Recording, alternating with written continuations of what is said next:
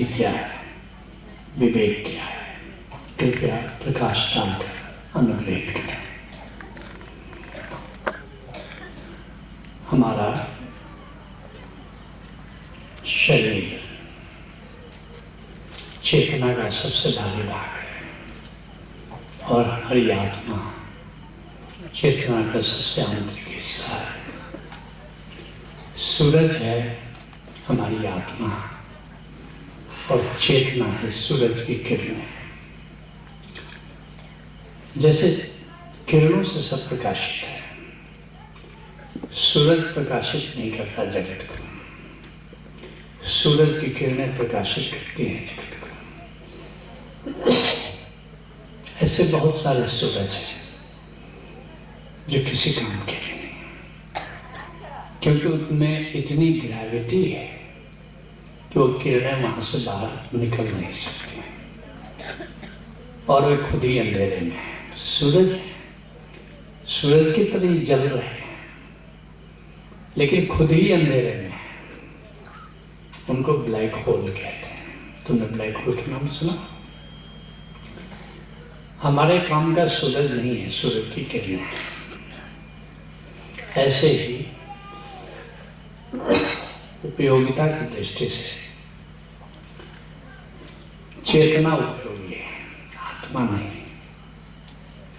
आत्मा तो सम्राट की तरह बैठा है, प्रेसिडेंट है, काम तो प्राइम मिनिस्टर करता है, काम तो चेतना करती है।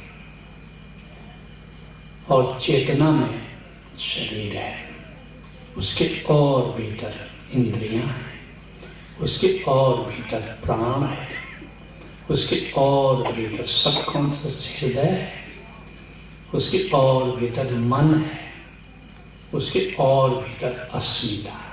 और सबके पर्दे के भीतर पर्दे में बेपर्दा शाम कहाँ पर, अब जाने डोली कहाँ रुके, दुल्हन बदनाम कहाँ पर। पर्दे के भीतर पर्दा, पर्दे के भीतर। पुराने जमाने में जमींदारों के मकान होते थे, ऐसे कई मकानों में मुझे जाने का मौका मिला है। एक आंगन, फिर दूसरा आंगन, फिर तीसरा आंगन, फिर चौथा। भाई ये क्या कर रहे हैं? आंगन पर आंगन, आंगन पर आंगन। कबीर साहब कहते कोठरी महाकोठरी परम कोठरी विचार।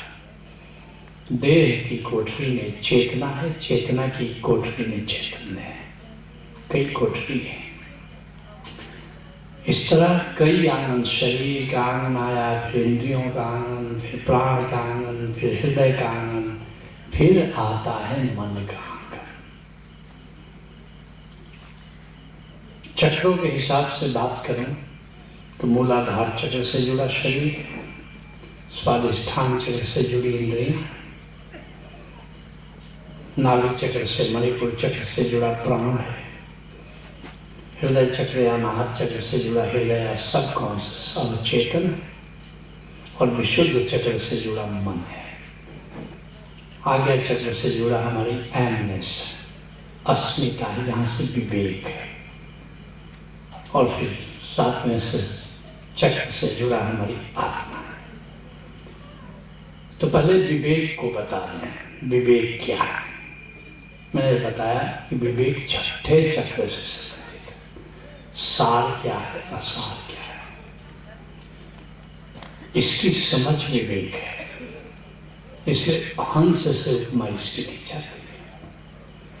जैसे हंस के बारे में कहा जाता है कि दूध और पानी अलग अलग कर देता है, सार सार को वही रहे थोथा दे उड़ाए, ऐसा है। सामान्य भाषा में कहना चाहे तो अनकंडीशनड कॉन्शसनेस का नाम विवेक है। एक बुद्धि बनती है समाज के द्वारा, शिक्षकों के द्वारा, समाज के द्वारा। वो कंडीशन है, वो संस्कार है।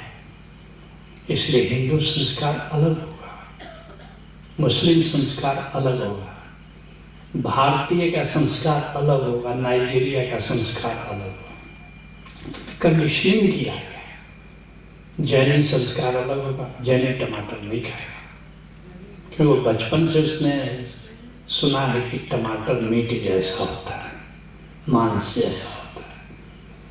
ओशो ने अपने संस्मरणों में कहा है कि मेरी बुद्धि समझती है कि टमाटर को मांस से कोई लेना देना नहीं, इसलिए मैंने 2-1 बार टमाटर खाने की कोशिश की मगर उल्टी हो गई।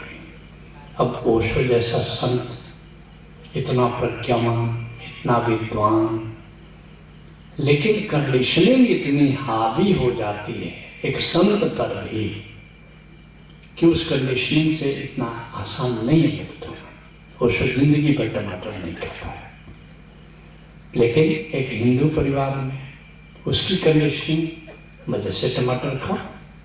टमाटर खाने में कोई भीतर का कॉन्शसनेस कुछ नहीं कहता है। ऐसे ही दक्षिण भारतीय है, उसका संस्कार कहता है कि मेरी बहन शादी के लिए बेस्ट है, तो शादी करेगा तो देखेगा कोई ममेरी बहन उपलब्ध है, शादी कर। लेकिन उत्तर भारत में कुछ सोचता भी नहीं है कि ममेरी बहन से कैसे शादी हो सकती। वैसे ही चचेरी बहन से शादी करने का तो उत्तर भारतीय या हिंदू परिवार, हिंदू नहीं सोच सकता चचेरी बहन से कैसे शादी। लेकिन अगर कोई मुसलमान है तो फर्स्ट प्रेफरेंस चचेरी बहन। चचेरी बहन अगर शादी के लिए उपलब्ध है तो घर के बाहर जाने की क्या जरूरत है। घी गिरना चाहिए तो दाल में गिरना चाहिए। ये सब कंडीशनिंग है। ऐसे यहाँ कोई डाइवोर्स किया हुआ लड़की है या 3-4 को डाइवोर्स किसी ने कर दिया है, उस लड़की की शादी हिंदुस्तान में होना मुश्किल है। और नाइजीरिया में कुंवारी की शादी नहीं होती है, अनुभव ही नहीं है। इस अनुभव विहीन लड़की से शादी कौन करे। तो जितना बार उसने तलाक दे करके अनुभव प्राप्त किया है, फर्स्ट प्रायोरिटी है वो दहेज दे करके लोग उसको लाएंगे। बड़ी अनुभवी है, 4 पतियों को उसने तलाक कर दिया। अब नाइजीरिया की है तो अलग अलग देश, अलग अलग समाज, अलग अलग धर्म, अलग अलग जाति, अलग अलग ये कंडीशन। विवेक का अर्थ है तुम किसी भी कंडीशनिंग से प्रभावित हो के निर्णय नहीं ले रहे हो, तुम अपने अनुभव से निर्णय ले रहे हो। और वो अस्मिता निर्णय लेती है, वो 6ठे चक्र से संबंधित है। लेकिन 5वें चक्र पर ये मन है।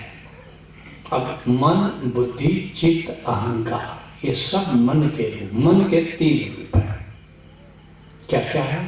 अहंकार है, और क्या है? चित्त है और बुद्धि है। चित्त क्या है? विचार का ढेर, विचार का डस्टबिन। कुछ भी विचार चल रहा है। देखते हो बहुत लोग रास्ते पे चलते हैं और कुछ हाथ मटकाते हुए चलेंगे, कुछ सोच रहे हैं। क्या सोच रहे हैं? कहीं का ईंट, कहीं का रोड़ा, भान नदी ने कुल न होड़ा। बस कुछ भी सोच रहे हैं, उनको खुद भी पता नहीं कि वो सोच क्या है। अनकंट्रोल्ड थॉट्स, इसको कहते हैं चित्त। और इसी को अगर कंट्रोल रूप में गणित के बारे में सोचे, कोई कविता लिख रहे हैं एकदम एक डायरेक्शन में, तो उसको कहते हैं बुद्धि। एक यूनिडायमेंशन, एक डायरेक्शन में अगर मन काम कर रहा है और डायरेक्शन लेस है, कभी कुछ कभी कुछ, तो वो है चित्त, माइंड स्टफ जिसको बोलते हैं। और एक डायरेक्शन में तो कहेंगे इंटेलेक्ट, बुद्धि। और तीसरा अहंकार। अहंकार समझ लो क्या है। अहंकार का कोई अस्तित्व नहीं है, लेकिन दूसरा उपस्थित हो तो अहंकार हो जाता है। अहंकार किसी अन्य की उपस्थिति की छाया है। जैसे तुम बैठे हो, जैसे तैसे बैठे हो, अब कोई सामने आ गया तुम्हारे, अब तुम जरा संभल के बैठते हो, जरा कॉलर देख लेते हो। पंजाब में लोग देखेंगे जरा लिपस्टिक लगाए कि नहीं, बिहार में देखेंगे जरा काजल वाजल लगा कि नहीं। अब तक तुम ठीक थे, जैसे ही दूसरा आया अब जरा संभलने लगे हो। ये अहंकार है। जैसे छाया, मैंने कहा छाया है, जब प्रकाश होगा तब छाया बनेगी। और प्रकाश ही नहीं होगा तो छाया बनेगी? नहीं बनेगी। दूसरे की उपस्थिति में अहंकार का जन्म होता है। दूसरा नहीं हो तो अहंकार नहीं होता। क्यों? दूसरे की नजर में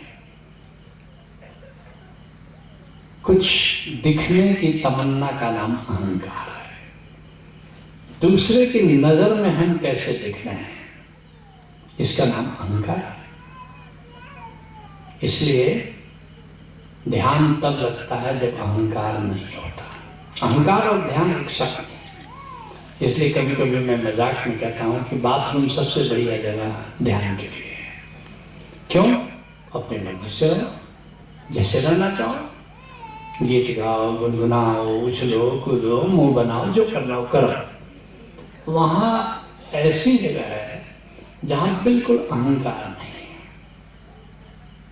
क्योंकि दूसरा है ही नहीं। जब दूसरा नहीं है तो अहंकार नहीं है। तो इसलिए मन, बुद्धि, अहंकार, चित्त, ये सब चेतना के अलग अलग क्वालिटी है, चेतना के अलग अलग दिशाएं हैं।